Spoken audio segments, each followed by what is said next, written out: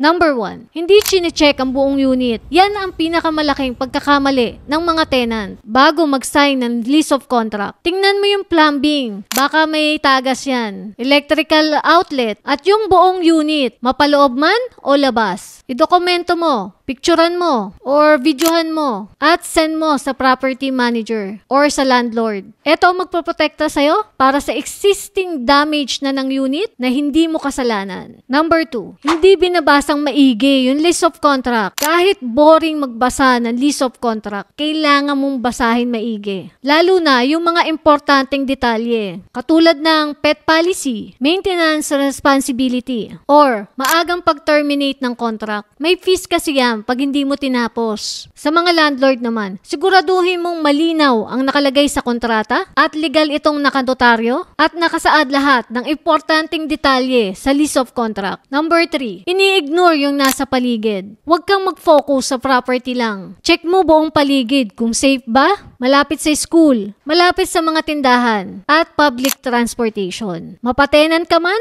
o landlord. Dapat ito ang titingnan mo kung long-term kang titira dyan or mag-i-invest ka sa property. Number 4, overpricing or underpricing ng rent. Sa mga landlord, pinaka-importante na mag-set ka ng tamang price sa rent.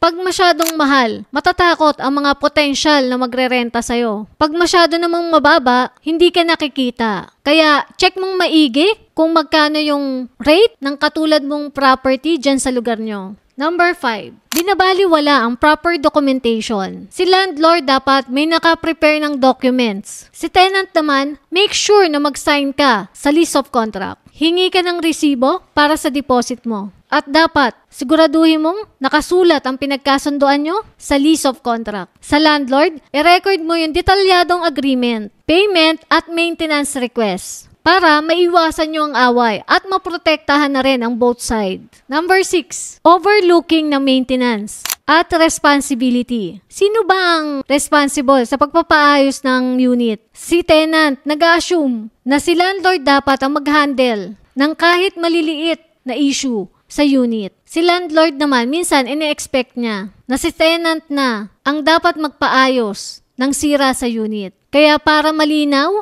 ilagay din ito sa lease of contract at mag-usap kayo para hindi lumaki yung issue. Number 7, poor communication. Ang pag-uusap talaga ang susi para magkaintindihan kayo. Yung landlord na hindi sumasagot at nagre-reply sa mga complaint ng tenant. At si tenant naman na may problema na pala sa unit. Example, may nangangamoy na nasusunog na wire sa unit. Binaliwala ni tenant. Hindi ni-report kaagad sa landlord. Kaya lumaki ang problema. So both side, na-stress kayo. Kaya maganda open ang communication nyo. Mapa-landlord ka man o tenant, pinaniniwalaan ko na dapat maiwasan nyo ang mga mistakes na to para makasave kayo ng oras, pera, at stress. Kaya, shinare ko sa'yo to. Naging helpful sa'yo ang video to? Paki-like naman at comment ka na rin sa baba. Lagi mong gagalingan, sipagan, at magpakatalino ka. See you on my next vlog.